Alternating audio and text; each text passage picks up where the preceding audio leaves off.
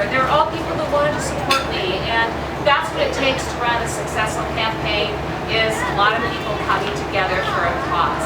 So I thought, rather than giving you a really dry political speech and doing all that, I'd be kind of casual and just tell you a little bit about myself and kind of a little bit about my story and how I came to be here in this spot.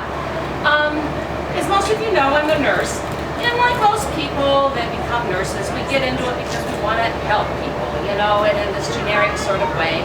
And when I went through nursing school, the entire time, I knew I wanted to work with mothers and children. And so, as a result, when I graduated, I took jobs in pediatrics and ultimately obstetrics. I enjoyed those years doing that work. But I could see that the most important thing that I like to do was teach people. Teach them how to make their lives better, how to cope with their diseases or whatever the trials might be. And I wanted to, you know, carry that over and to do something else besides being in a hospital. I wanted to make a difference in their lives, and I could see what the barriers were to doing that. When they went home and didn't have access to good health care in their community, when they would go home to lousy housing, or no transportation to get around, or no good schools, or, you know, unhealthy places to get meals. They were eating at the 7-Eleven because that was the only place they could get to. You know, I thought to myself, we do such a great job in the hospital talking to these people, how, you know, and then we send them home and we don't deal with what's going on in the community. So I decided to become a public health nurse 30 years ago, and to this day I am still very much that. I retired a year ago, but I still work a little bit part-time to kind of keep my finger in. But I decided that I wanted to go into politics. And a number of years ago, there's a bunch of little streams into the political world, but I started off working with Oregon Nurses Association. They give great leadership opportunities for you nurses out there that don't know what you want to do, but you want to do leadership stuff. We got people here I can point you to. They helped me develop some leadership skills. I got involved in the political action committees. We had two of them, both a candidate pack and a ballot measure pack. Learned a little bit about the political process, what made a good candidate. Ultimately, I became president of that pack. And then I found myself being a constant spokesman from Oregon Nurses Association in the legislature. And I found that was actually kind of fun, you know. We did many different topics and things that we talked about, and I'll come back to that later. But so as time went on in my nursing career, I made thousands and thousands of home visits to families. I realized that the most important things really were things that I care about in this campaign: that people have good schools, that they have, you know, a strong economy, good jobs, a good environment, and have public health and safety protections. And so, as time went along, after I became a nurse and was going along, as Kevin alluded to, my husband and I, we bought a couple different homes in the Portland area, all actually out in Washington County here. And we had a great life. When he died, my kids were 2, 5, and 9 years old. And I found out firsthand what it's like to be a single parent. I didn't have any other support. The only family I had was a dad that lived far away. I found out what that was like on a daily basis, that I had to depend not only on myself, but I learned how to depend on the community. There's lots of great resources in this community. You just have to search them out. And I really want to make sure that all those resources that I was able to tap into in our communities are there for our families. And I want to give back to the community. I want to do those things that now that I can, in a time and space in my life where I can do that, and I have the perspective to make a difference. My kids and myself all graduated from the Beaverton school system. We all graduated college in the Oregon higher education system, and we were very grateful for that. And if it hadn't been for the good union job that I had, and those good schools, and a strong community, I don't know what would have happened to me. So I just want to make sure that people get a better, you know, as we call it in our political world, a fair shot, you know, to make sure that, you know, people have a chance to succeed. As a public health nurse, one of the things that we do is we work collaboratively in teams of people, other healthcare disciplines.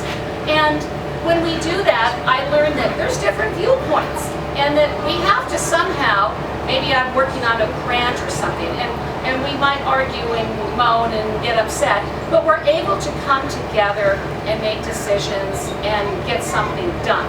And that's what people in legislature have to do.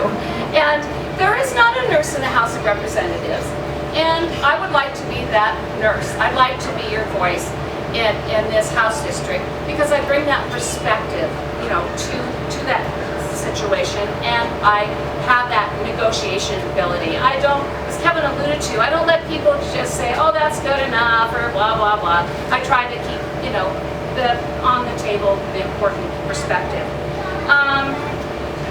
Let's see, as a state representative, I would just like to say that one of the things that I would like to do is get attention to the most important issues that affect health, safety, public health, but environment, schools, all those things that most of us all care about. Those are all things everybody cares about.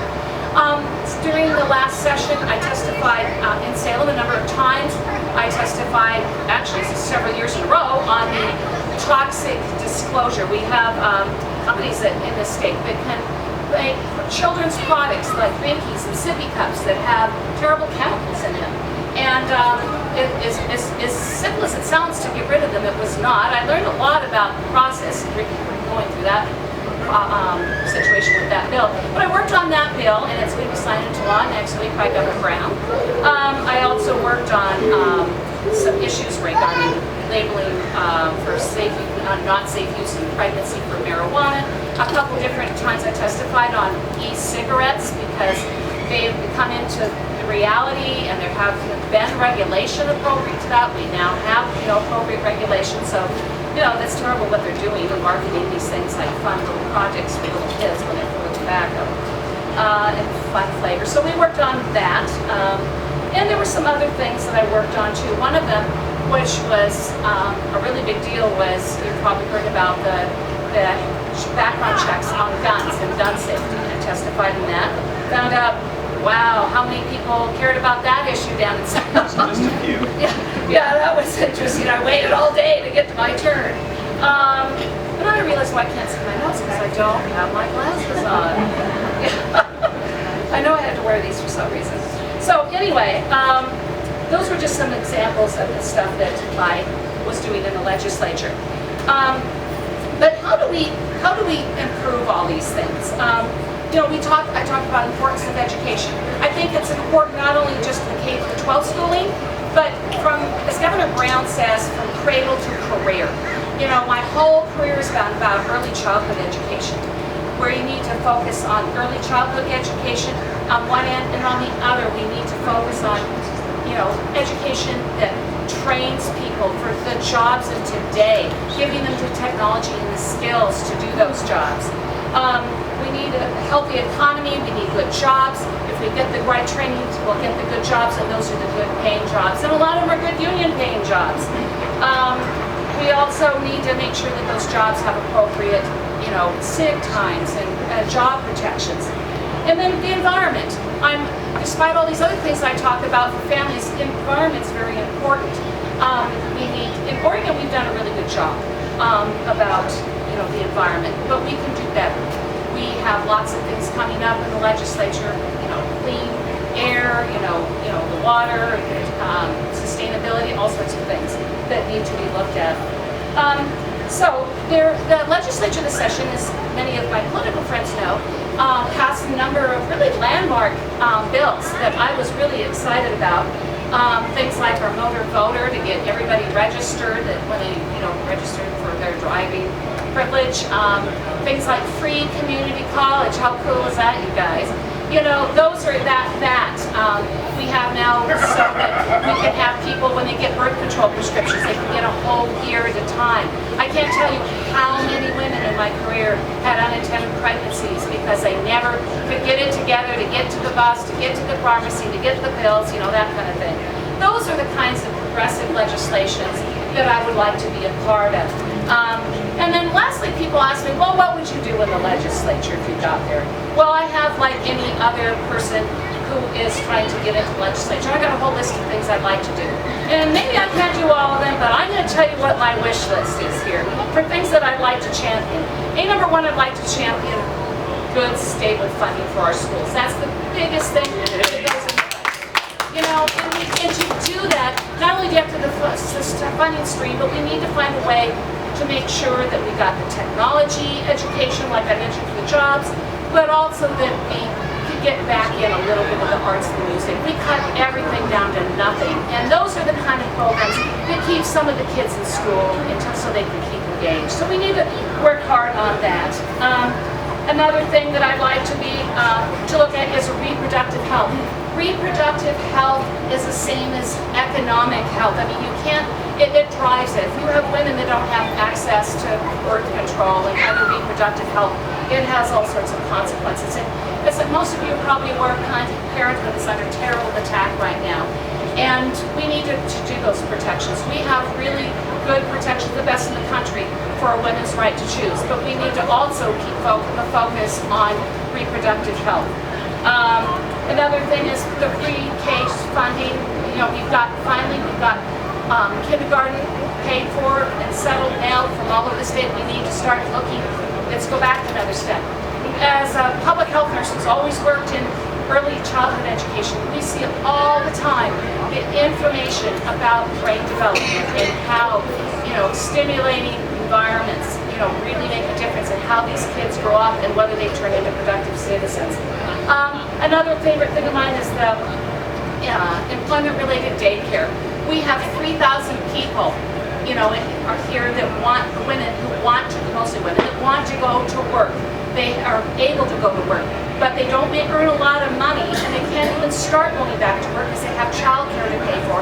And we have a system to help them, but there's not enough, you know, spots for that. And so we need to look at that as well as the pre-K. Another one of my favorite topics is smoking. Oh my God, I could go on and on about. And I would work real hard to try to get our smoking age raised to 21. They've done it in Hawaii, and you know, they do it in other parts of the world. There's no reason not to. We all know that if you can keep, all the research is out there, if you can keep a kid away from cigarettes, you know, a little bit longer and past high school, then they don't pick up smoking. And then lastly, maternity leave. You know, I just came back from a trip to Europe and talked to some different people just chatting away on buses or trains. And, you know, everybody in the developed world gives maternity leave, paid maternity leave to their people. And why do we not do that? You know, we say we value families. We need to put our monies in our mouths where that is and make sure that families, you know, have some, you know, maternity leave. It won't be a great big giant package right away. It's like everything else. It's kind of like the sick leave. Start with something small. That's something that I would like to see our legislature tackle in the future. So, my last comment I wrote down here is if you would be so kind as to continue to support me and help me, I think I can help make our community a stronger, healthier, and better place, not only in our community, but throughout Oregon. And thank you, everybody, for coming.